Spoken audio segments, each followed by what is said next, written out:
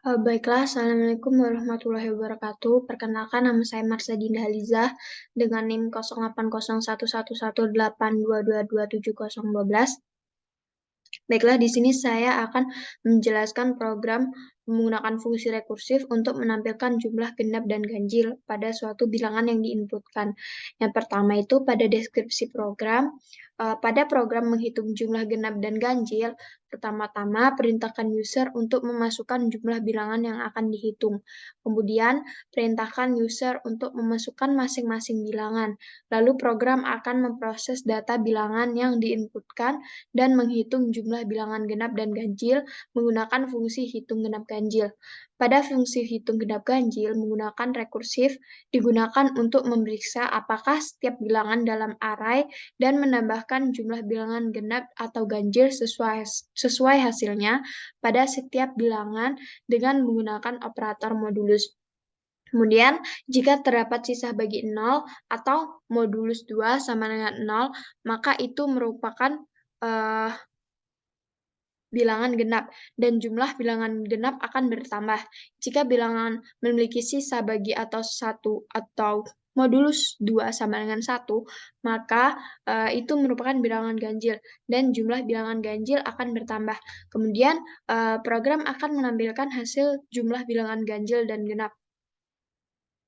Untuk pseudocode-nya itu pada main utamanya terdapat begin, kemudian variabel MDH I hitung genap sama dengan 0, hitung ganjil sama dengan 0. Kemudian read MDH, kemudian variabel ARR dengan indeks MDH dengan tipe datanya integer.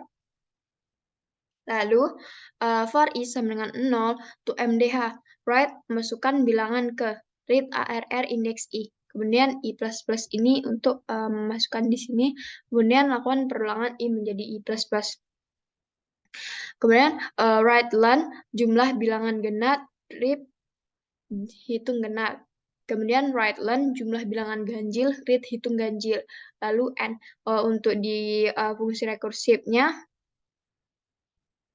yang pertama itu ada variabel ARR dengan indeks 0, lalu MDH hitung genap, hitung ganjil dengan tipe data integer.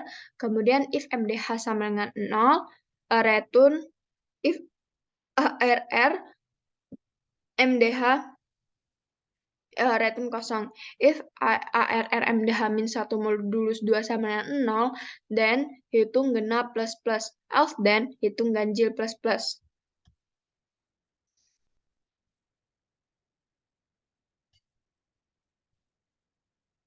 Nah, untuk flowchart-nya yang pertama di sini ada start, kemudian di sini kita masukkan MDH variabelnya berapa banyak yang akan kita inputkan. Kemudian I sama dengan 0 to MDH, jika benar berarti cetak ARR indeks I, lakukan perulangan sampai kondisinya salah. Kemudian tampilkan di sini hitung genap, hitung ganjil. Lalu N. Kemudian di main hitung genap ganjilnya, di sini pertama itu start, kemudian di sini jika MDH sama 0, jika benar berarti dia return 0, jika salah dia lakukan pengecekan lagi apakah MDH min 1 modulus 2 sama dengan 0, jika benar berarti dia masuk ke hitung genap, jika ganjil berarti dia masuk, jika salah berarti dia masuk ke hitung ganjil. Kemudian untuk programnya ini, yang pertama itu hashtag include iostem digunakan untuk memesan cin, cout, dan inline. Kemudian using namespace std digunakan untuk memanggil namespace yang memiliki std. Kemudian void ganjil, hitung genap ganjil dengan parameter integer ARR, integer MDH, integer hitung genap, integer hitung ganjil. Kemudian if MDH sama dengan 0, return 0. If ARR dan indeks MDH min 1 modulus 2 sama dengan 0, berarti dia hitung genap, masuk ke hitung genap. Jika salah, berarti dia masuk ke hitung ganjil.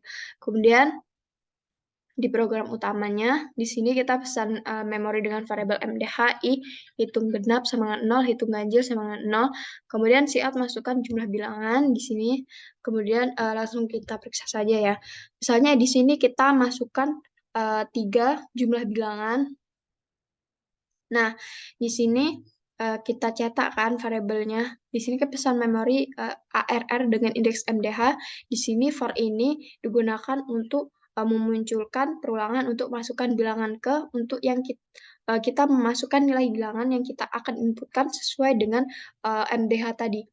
Misalnya tadi 3 kan dicek apakah 0 itu kurang dari 3, iya. Berarti dia masukkan bilangan ke 1. Misalnya bilangan ke satunya kita masukkan 1. Kemudian I++ lagi, berarti I-nya menjadi 1. Dicek apakah 1 kurang dari 3. Jika iya, berarti dia di sini di sini masuk ke bilangan kedua, berarti misalnya bilangan keduanya itu 2. Kemudian cetak bilangan kedua itu kan. Kemudian di sini kita lakukan perulangan lagi, kita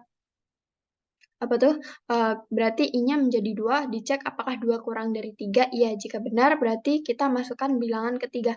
Masukkan bilangan ketiga, berarti kita misalnya 3. Kemudian di sini kita lakukan I++ lagi, perulangan lagi, kemudian dicek apakah 3 kurang dari 3, salah kan. Kemudian kita panggil di fungsi hitung genap ganjil di sini kan, untuk menampilkan hasilnya. Nah, kita akan periksa bilangannya tuh di sini.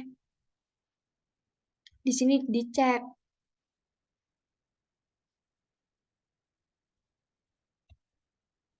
Nah,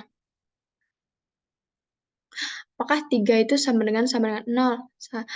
Salah kan? Tidak kan? Kemudian berarti kita lanjut ke pengecekan di sini. Kita cek di sini apakah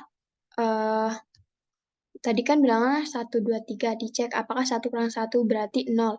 Apakah 0 modulus 2, 1 dibagi 2 itu sama dengan 0? Tidak kan? Berarti kalau tidak, dia masuk ke hitung ganjil. Kemudian kita lakukan pengecekan lagi untuk angka 2. Apakah 2 dikurang 1 itu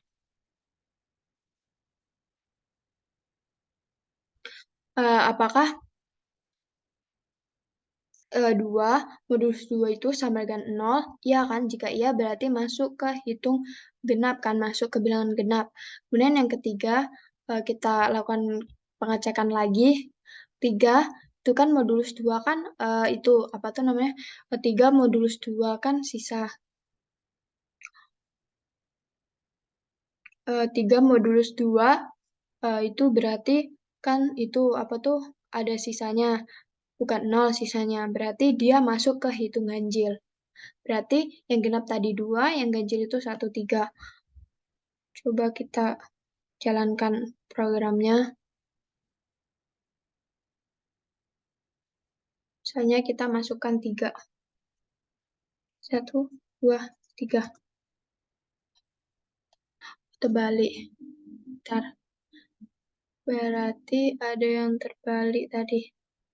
Berarti yang di sini tadi harusnya di sini ganjil.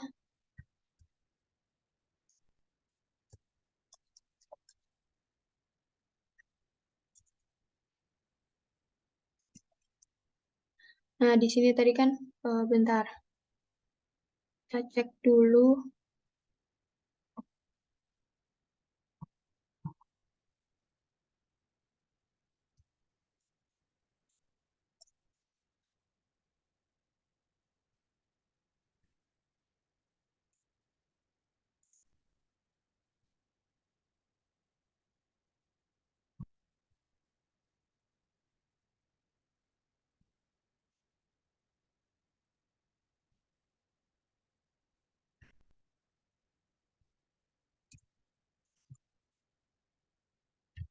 Bentar. Programnya ada yang salah. Baiklah, program tadi benar. Di sini kan kita menampilkan jumlahnya, bukan menampilkan bilangan genapnya itu yang mana dan ganjilnya yang mana. Berarti benar di sini bilangan genapnya kan ada 1, cuman angka 2 ini. Sedangkan bilangan ganjilnya itu terdapat 2. Nah, sekian video penjelasan dari saya. Saya akhiri. Wassalamualaikum warahmatullahi wabarakatuh.